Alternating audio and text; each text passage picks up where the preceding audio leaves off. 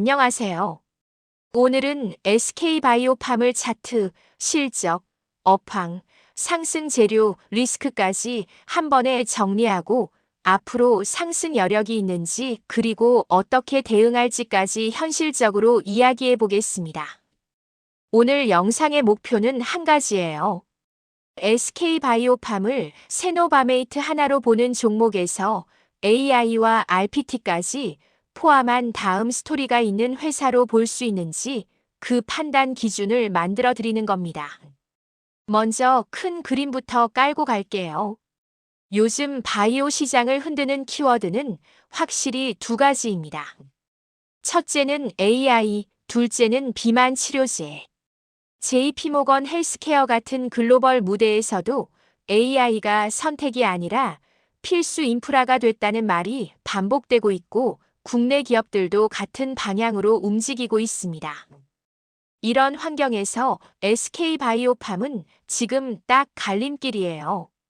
기존에는 엑스코프리세 노바메이트 잘 팔아서 실적이 좋아지는 회사 이미지가 강했는데 올해부터는 실적만으로는 주가가 안 움직이고 R&D 모멘텀으로 주가가 결정되는 국면이라는 분석이 나옵니다. 이게 오늘 영상의 핵심 결론으로 이어집니다. SK바이오팜은 지금 엑스코프리의 성장 가속, 그 다음 먹거리인 RPT의 임상 진입, 연구 방식 자체를 바꾸는 AI 파트너십, 이 세 개를 동시에 꺼내들면서 포스트 세노바메이트를 설계하는 단계로 넘어가는 중입니다. 자, 이제 차트부터 볼게요. 현재 주가 체크를 하고 가겠습니다.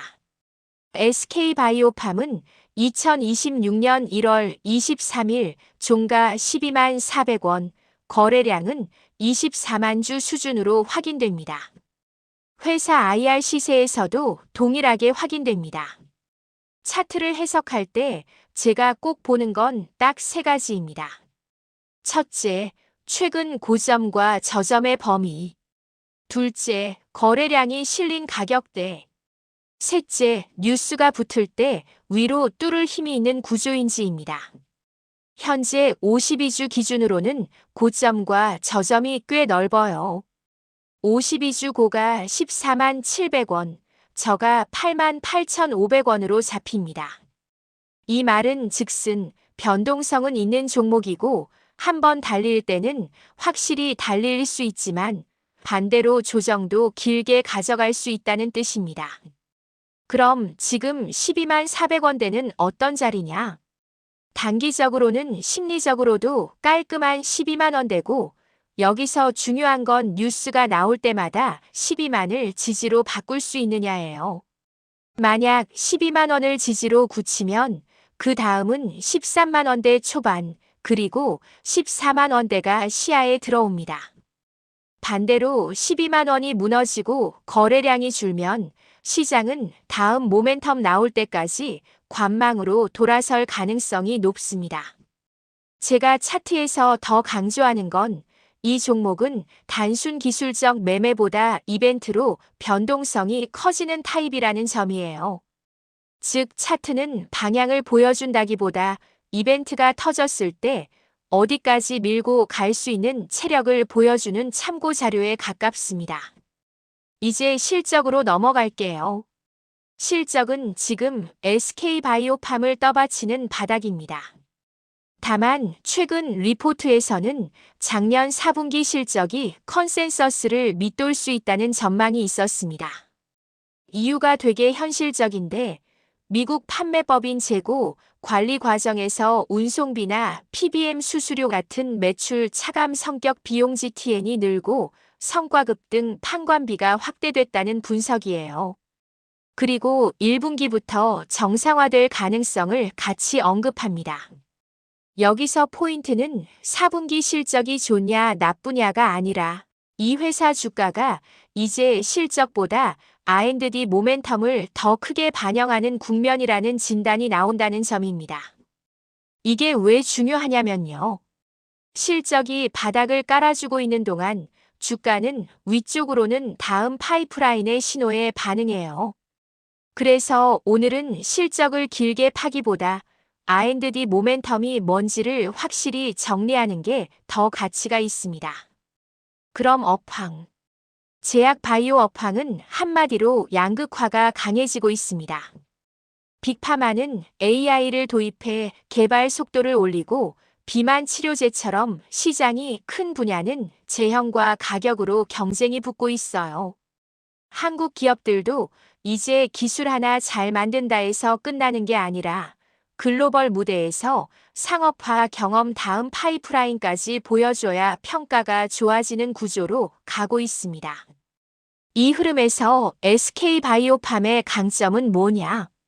상업화 경험이 있다는 겁니다. 특히 미국 시장에서 엑스코프리를 직접 판매하면서 쌓은 데이터와 운영 경험은 단순 연구형 바이오텍이 따라하기 어렵습니다. 여기까지가 기존 스토리고 이제부터가 상승 재료입니다. 상승 재료는 크게 세 덩어리로 묶어서 보겠습니다. 첫째, 엑스코프릿의 노바메이트 기반 현금 창출력 유지와 확장.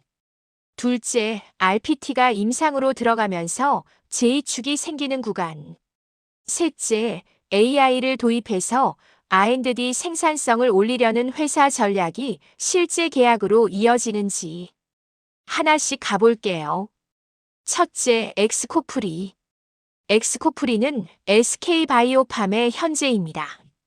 회사가 미국 자회사 SK라이프사이언스와 세노바메이트 공급 계약을 체결했다는 공시가 있었고 규모는 665억 원 수준으로 언급됩니다. 다만 이건 미국 판매를 위한 내부 거래 성격이라 연결 매출에는 직접 반영되지 않는다는 점이 같이 언급됩니다. 이런 공시는 단순히 돈 벌었다가 아니라 미국 판매 체계를 실제로 돌리고 있다는 운영 신호로도 읽을 수 있어요. 둘째, RPT. 이게 요즘 시장이 가장 민감하게 반응할 수 있는 재료입니다. SK바이오팜은 RPT 신약 치료제 SK135,501과 영상진단제 SK135,502가 미국 FDA로부터 임상 일상 IND 승인을 받았다고 알려졌습니다. 이건 의미가 큽니다. RPT를 한다 수준이 아니라 규제기관과 임상 단계로 들어가는 관문을 통과했다는 얘기니까요. 또 SK135,501은 과거 플라이프로부터 도입된 파이프라인이고 업프론트와 마일스톤 포함 계약 구조가 상세히 보도된 바가 있습니다. 이 대목에서 시장이 보는 건 두 가지예요. 하나는 임상 진입 속도. 다른 하나는 RPT를 계속 밀 수 있는 조직과 공급망. 실제로 RPT는 약효만큼이나 동위원소 공급망과 제조 역량이 중요합니다. 그래서 RPT가 진짜 성장축이 되려면 좋은 후보물질뿐 아니라 지속 가능한 운영 체계가 필요해요. 이 회사는 최근에 RPT를 차세대 성장 동력으로 키우겠다는 기조를 계속 내고 있고 임상 진입은 그 기조에 현실감을 부여합니다. 셋째, AI. 이게 정말 중요한 포인트예요. AI를 한다는 말은 이제 너무 흔합니다. 그런데 SK바이오팜은 아시아 소재 AI 신약 개발 기업과 딜이 임박했다는 단독 보도가 나왔고 JP모건 헬스케어 행사에서 논의가 구체화됐다는 취지로 전해졌습니다. 만약 이런 계약이 실제로 체결된다면 시장 해석은 단순합니다. AI를 홍보 문구로 쓰는 회사가 아니라 R&D 인프라를 바꾸려고 돈과 시간을 쓰는 회사로 평가가 바뀔 수 있어요. 여기서 주가 상승 여력을 판단할 때 가장 중요한 질문이 나옵니다. 상승 여력의 핵심 질문은 이거예요. SK바이오팜은 세노바메이트 이후에도 다음 매출원을 확률 높게 만들 수 있나? 이 질문에 답하려면 저는 확률 게임으로 봅니다. 엑스코프리는 지금도 성장하는가? RPT는 임상 진입 후 다음 단계로 넘어갈 가능성이 있는가? AI는 실제 파이프라인 도입 속도와 비용 구조를 개선할 수 있는가? 이 세 가지를 동시에 충족해야 시장은 멀티플을 다시 올려줄 준비를 합니다. 반대로 이 중 하나라도 흔들리면 주가는 옆으로 길게 기거나 이벤트 때만 반짝하고 다시 눌릴 가능성이 있어요. 그럼 리스크도 정확히 말하겠습니다. 리스크를 모르면 욕먹습니다. 특히 바이오는요. 첫째 리스크, 단일 제품 의존. 엑스코프리가 강하긴 하지만 단일 축 의존은 항상 할인 요인입니다. 그래서 시장이 RPT와 AI를 더 강하게 보는 거예요. 두 번째, 세 번째 축이 보이기 시작하면 단일 제품 리스크가 줄어들고 그게 멀티플을 바꿉니다. 둘째 리스크, 비용 구조와 GTN 같은 변동 요인. 앞에서 말했듯이 미국 판매 과정에서 GTN이 늘어나면 단기 수익성이 흔들릴 수 있다는 분석이 있습니다. 이건 실적 발표 때마다 주가가 출렁일 수 있는 포인트예요. 셋째 리스크, RPT는 임상 성공 확률과 시간의 싸움. FDA IND 승인은 시작일 뿐입니다. 임상은 돈도 많이 들고 예상보다 오래 걸리고 결과도 장담할 수 없어요. 즉, 시장이 기대하는 만큼 속도가 안 나오면 중간중간 실망 매물이 나올 수 있습니다.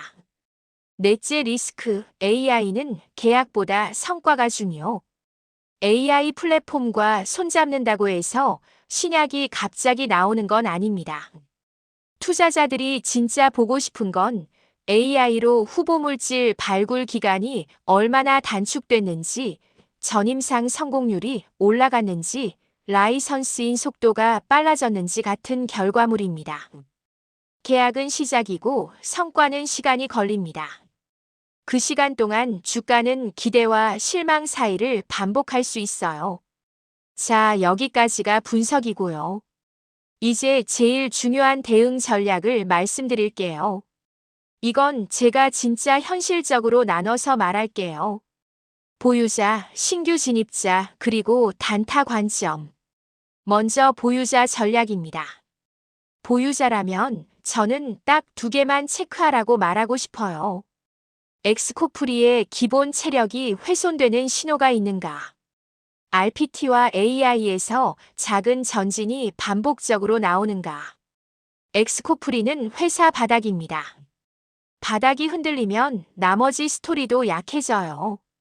반대로 바닥이 탄탄하면 RPT나 AI는 시간이 걸려도 시장은 기다릴 명분이 생깁니다. 그리고 RPT AI는 한방보다 전진의 누적이 중요합니다. 임상 진행, 추가 파이프라인 확보, 협력 확대 같은 뉴스가 분기 단위로라도 꾸준히 쌓이면 그때 주가는 다시 레벨업을 시도합니다. 다음은 신규 진입자 전략. 신규 진입자는 욕심을 줄여야 합니다. 왜냐하면 이 종목은 이벤트가 많은 만큼 좋은 뉴스에 붙었다가 변동성에 맞을 수 있어요. 그래서 저는 신규 진입자에게는 이렇게 말합니다. 한 번에 풀매수하지 말고 구간을 나눠라. 지금 종가가 12만 원대인데 이 가격대는 심리선이기도 해서 12만 원을 지지로 만드는지 확인하면서 분할 접근이 더 안전합니다. 만약 시장이 R&D 모멘텀에 다시 불을 붙이면 위로는 빠를 수 있지만 모멘텀이 잠깐 식으면 아래로도 생각보다 쉽게 내려갈 수 있는 게 바이오예요. 마지막으로 단타 관점. 단타는 제가 추천을 세게 하진 않겠습니다. 다만 단타를 한다면 원칙이 있어야 해요. 뉴스가 터진 날은 변동성이 크니 들어갈 거면 손절 기준을 먼저 잡고 거래량이 동반되는지 보고 종가가 중요한 가격을 지키는지 확인해야 합니다. 특히 SK바이오팜은 이벤트성 뉴스가 꽤 많기 때문에 뉴스만 보고 뛰어들면 그날이 고점이 되는 경우도 종종 나옵니다. 그래서 차트는 맞추는 게 아니라 리스크를 줄이는 도구로 쓰는 게 맞습니다. 자, 이제 정리하겠습니다. 오늘 내용을 한 문장으로 요약하면 이거예요. SK바이오팜은 엑스코프리로 바닥을 깔고 RPT로 두 번째 성장축을 만들며 AI로 개발 방식을 바꾸려는 단계에 들어왔다. 4분기 실적은 단기적으로 흔들릴 수 있지만 시장은 점점 실적보다 R&D 모멘텀을 더 보려는 분위기라는 점이 중요합니다. 그리고 실제로 RPT는 FDA IND 승인이라는 굵직한 이벤트가 이미 나왔고 AI는 딜임박 보도가 있는 만큼 다음 뉴스 흐름이 주가에 영향을 줄 가능성이 큽니다. 그래서 결론적으로 상승 여력은 있다 없다로 끝낼 게 아니라 이 세 가지 체크리스트로 판단해야 합니다. 엑스코프리의 처방과 매출 흐름이 크게 꺾이지 않는지, RPT 임상이 다음 단계로 진행되면서 추가 데이터가 쌓이는지, AI가 실제 계약과 파이프라인 확장으로 연결되는지, 이 세 개가 동시에 맞물리면 SK바이오팜은 단순 실적주가 아니라 다음 스토리가 있는 바이오로 재평가를 받을 수 있습니다. 마지막으로 한마디만 더 할게요. 바이오는 희망만으로 버티면 힘들고 공포만으로 던지면 기회를 놓칩니다. 그래서 확률이 올라가는 신호를 잡는 사람이 결국 이깁니다. 오늘 영상이 그 신호를 잡는 기준이 되었으면 좋겠습니다. 오늘 내용이 도움이 되셨다면 좋아요와 구독 부탁드리고요. 끝까지 시청해 주셔서 감사합니다.